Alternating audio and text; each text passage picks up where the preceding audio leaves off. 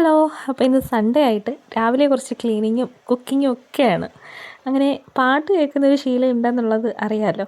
അതുകൊണ്ട് ആദ്യമേ അതങ്ങ് ഓണാക്കി വെച്ചു. അങ്ങനെ അതവിടെ ഓടിക്കൊണ്ടിരിക്കട്ടെ. അത് കേൾക്കുമ്പോൾ ഒരു പ്രത്യേക ഫീലാണ് കേട്ടോ, ഒരു പോസിറ്റീവ് എനർജി. എൻ്റെ ക്ലീനിങ് ഒക്കെ ഇവിടെ നല്ല തകൃതിയായിട്ട് നടക്കുന്നുണ്ട്.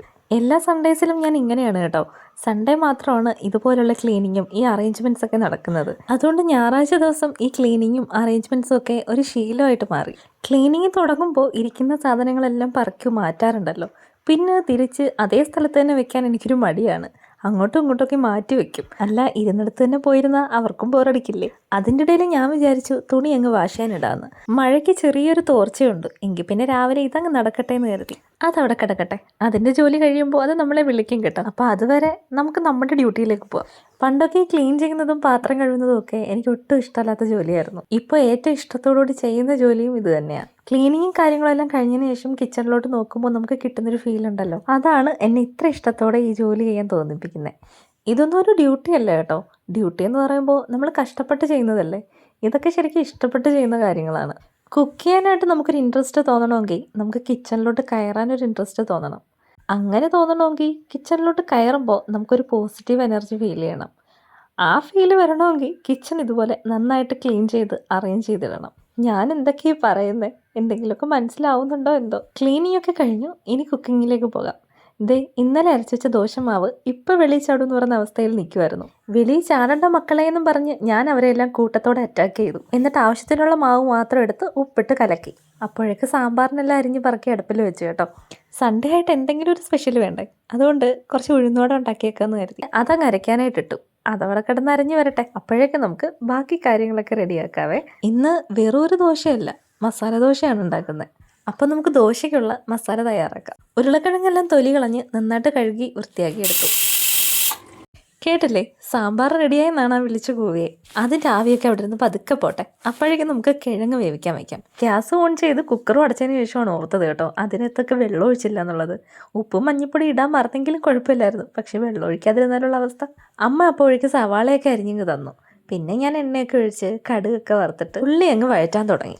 സാധാരണ ഈ ഉള്ളി വഴറ്റുന്നത് കുറച്ച് ടാസ്ക്കാണ്, പക്ഷേ ഇപ്പോൾ നമുക്ക് ഒത്തിരി വഴണ്ട് വരണ്ടല്ലോ, അതുകൊണ്ട് കുഴപ്പമില്ല, പെട്ടെന്നാവും. കിഴങ്ങൊക്കെ ഇവിടെ വെന്തു. ഇനി ഇതിനകത്തോട്ട് ഇടുന്ന ജോലിയേ ഉള്ളൂ. അപ്പോഴേക്കും നമ്മുടെ ഉഴുന്നുവടക്കുള്ള ഉഴുന്നൊക്കെ ഇവിടെ ഏകദേശം റെഡിയായി. അരുവിലിരിക്കുന്ന ഉഴുന്നെല്ലാം ഞാൻ നടുക്കോട്ട് നീക്കിയിട്ടു. അങ്ങനെ ഇപ്പോൾ അരുവി കയറിയിരുന്ന് അവർ മാത്രം രക്ഷപ്പെടണ്ട.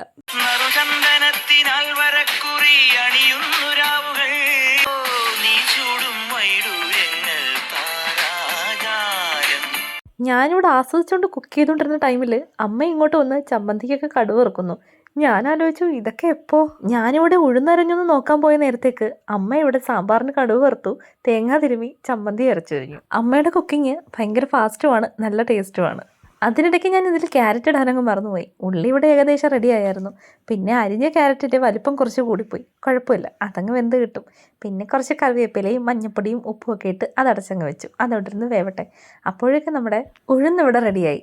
പിന്നെ അത് അതിനകത്തുനിന്ന് മാറ്റി അവിടെ എല്ലാം അങ്ങ് ക്ലീൻ ചെയ്തു. പിന്നെ ഉഴുന്നോടെ ഉണ്ടാക്കാനായിട്ട് എല്ലാ സംഭവങ്ങളും വാരിപ്പറക്കി ഇട്ടു. അതെല്ലാം കൂടി മിക്സ് ചെയ്ത് ഉപ്പൊക്കെ ഇട്ട് നന്നായിട്ട് അടച്ചങ്ങ് വെച്ചു. ഉഴുന്നുവട നല്ല മുരുമുരാന്നിരിക്കണ്ടേ, അതിനുവേണ്ടി കുറച്ച് റവയും കൂടി ഇട്ട് കൊടുത്തു. ഉള്ളിയൊക്കെ നന്നായിട്ട് വെന്തിരിക്കുവാണ് കേട്ടോ. അപ്പോഴേക്ക് ഈ കിഴങ്ങൊക്കെ ഉടച്ച് അതിനകത്തോട്ടങ്ങ് ചേർത്തു. ഇനി ഒരു കുറച്ച് സമയം എല്ലാം കൂടി നന്നായിട്ട് മിക്സ് ചെയ്യാം. ഉപ്പ് കുറച്ച് കുറവുണ്ടായിരുന്നേ, അങ്ങനെ ഉപ്പും കൂടി ഇട്ട് കൊടുത്തിട്ട് അതൊന്നുകൂടി അങ്ങ് മിക്സ് ചെയ്തു. അമ്മ അപ്പോഴേക്ക് നേരത്തെ അരച്ച് വെച്ച ചമ്മന്തിയൊക്കെ ഇവിടെ കടുക് വറുത്തിടുവാണ്. ഉള്ളിയും കറിവേപ്പിലയും എല്ലാം ഇട്ട് നന്നായിട്ട് അതങ്ങെടുത്തു. നമ്മുടെ ഉഴുന്നുവട ഇവിടെ എണ്ണയിൽ കിടന്ന് ഇങ്ങനെ തിളയ്ക്കുകയാണ് കേട്ടോ. ഇനി നമുക്ക് ദോശ ഇടാം.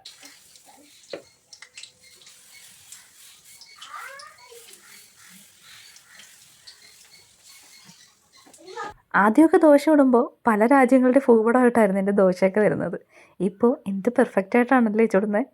അതിലേക്ക് ഞാൻ നെയ്യല്ല കേട്ടോ, കുറച്ച് ബട്ടറാണ് ചേർത്തത്. ബട്ടർ ചേർത്തു. പിന്നെ നമ്മുടെ ഈ മസാലയെല്ലാം വെച്ച് അത് നന്നായിട്ടിങ്ങനെ ഫോൾഡ് ചെയ്തിങ്ങെടുത്തു.